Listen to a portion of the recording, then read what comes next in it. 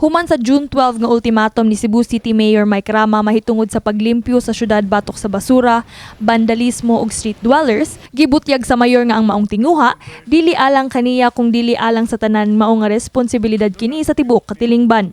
Gani matud pa ni Rama, a Singapore like Cebu City starts at home. Ayaw ko ninyo tanawa. Apil mo ang tanan. Art, dili ra ako.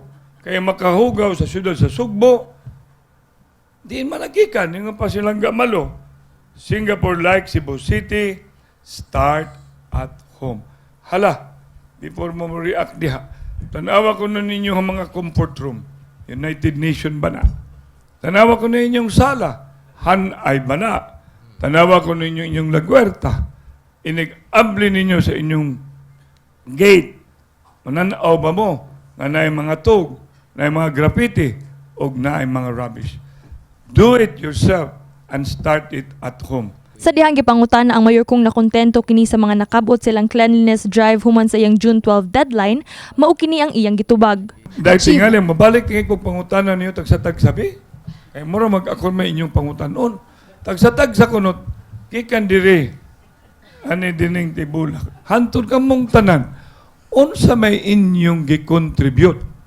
Haron, mahimong reality, ang cleanliness is next to godliness. Kaya ako makasulti man ko. At tumo sa amo ang balay. Samtang mato di Cebu City Police Office Chief Colonel Ireneo Dalugdog, atul sa ilang pagsuroy sa kadalanan sa syudad kauban ang mayor kagahapon sa kadlawon, ilang nabantayan nga naminos-minosan na gyud ang basura sa palibot apan gitug-an niini nga dili kini madali-dali ug hawan. So kagahapon, nagi makita gihapon no kanang mga basura pero dili na gyud ing ana ka daghan ba kay na siguro kulang lang to sila og mga garbage bin na wala lang kayo maplastar ang pagbutang or sa kuan sa mga basura. So mao na istorya si mayor na dili gyud nato ma-perfect no. Dugang ni Dalugdog, nagpasiugda na sila og weekly beautification program og mural paintings aron masolusyonan ang problema sa vandalismo sa dakbayan. Gani doon na sila 8 ka individual nga nisikop tungod sa pagpamandal, diin pipila niini mga menor de edad.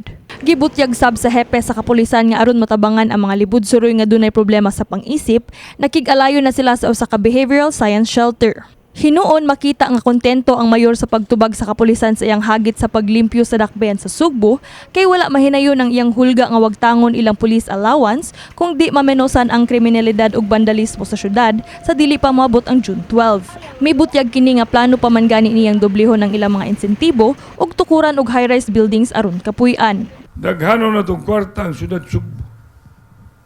Haron tagaan na itong swildog incentive, doblehon ako ang pulis. Ano di man?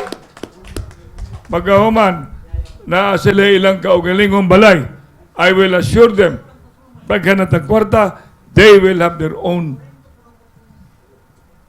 high-rise building only for the police. Ano di man may mo? Actually, ang police di na gyud kinahanglan unda og kanang incentive or allowance sa local government unit kay naa naman ni sweldo sa tinuod lang.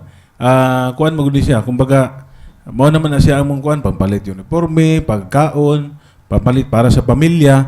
Pero kami mapasalamaton gyud mi sa local government unit kay dili biya tanang LGU nga naghatag og kanang incentive sa mga kapulisan. So isa na siya nga kuan no kanang actually mawag kanang sa kuan sa among side ba bisan pag wala na siya padayon gyud gihapon mi nga mo suporta sa ilaha kay mao man atong trabaho para ma-maintinar ang peace and order diri sa Cebu City. Kini si Queenie Holigon alang sa My TV Cebu.